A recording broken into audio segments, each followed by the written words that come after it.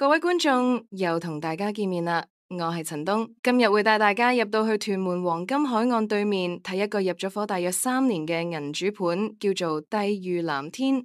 近住開價一定有驚喜，一齊去睇睇。呢個銀主單位位於6座15樓，係一個1房半嘅單位。一入到屋，感覺十分光猛。其中一個優點就係廁所唔係黑廁，通風絕對冇問題。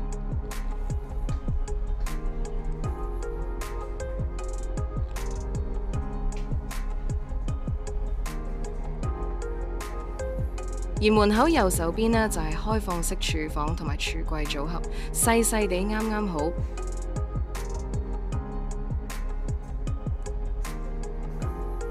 連接櫥櫃旁邊就係半間儲物室，用嚟做書房都可以㗎。除咗有窗之外，都有獨立分體冷氣。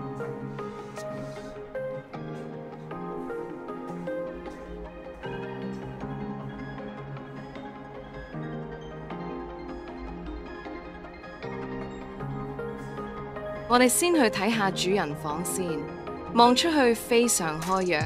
大家記唔記得對面望到嘅建築物係咩呢？就係連小朋友都好想讀嘅哈羅國際學校啦。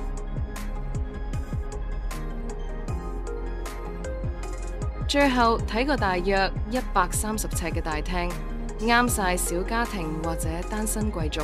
帝御就係屯門黃金海岸對面，行去商場只係3分鐘步程，而屋苑出面就已經有巴士小巴往來九龍同屯門各地點，交通都算方便，好快就拍賣啦。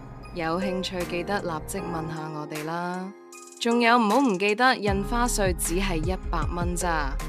我哋下一集再見。